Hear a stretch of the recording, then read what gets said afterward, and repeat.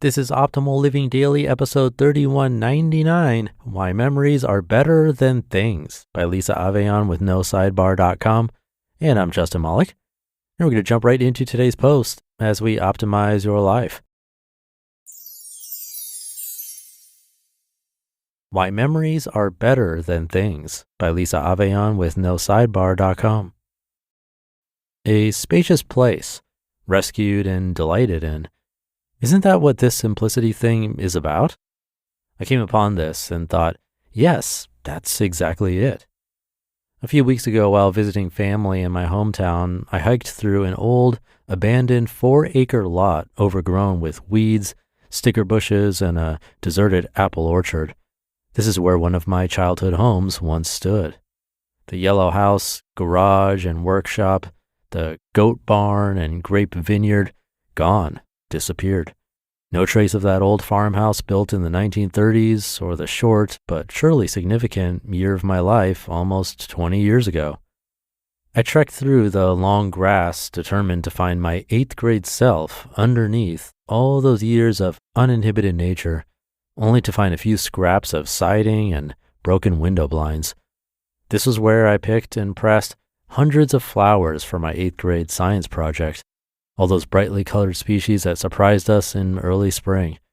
It was where I gladly mowed a couple acres of grass and jumped out of my skin at the occasional garter snake slithering away in fear.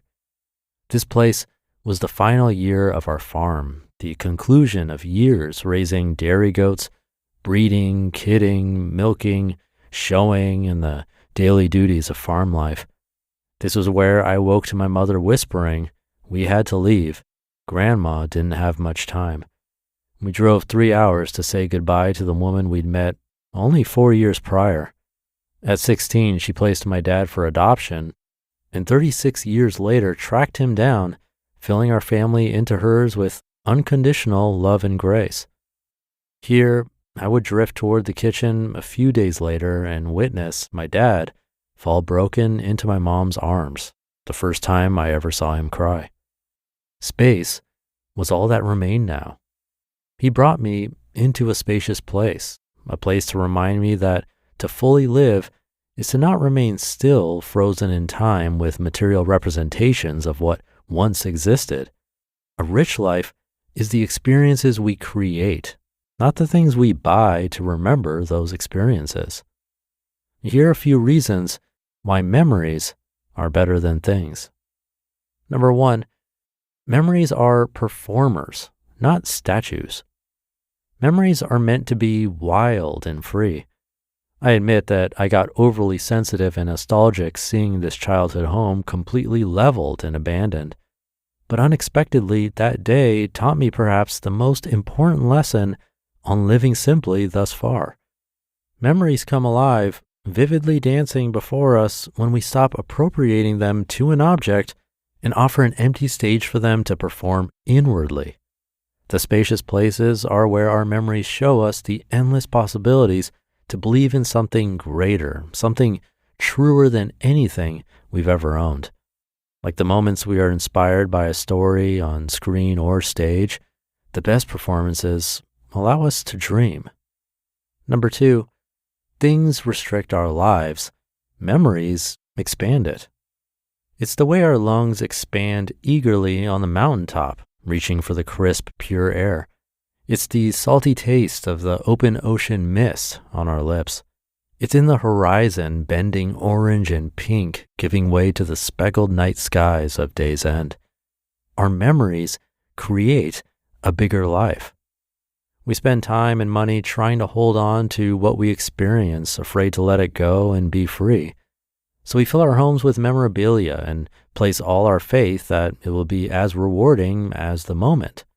But silently, the object steals away the most beautiful details and contains it to a shot glass or 4x6 piece of film paper or a figurine.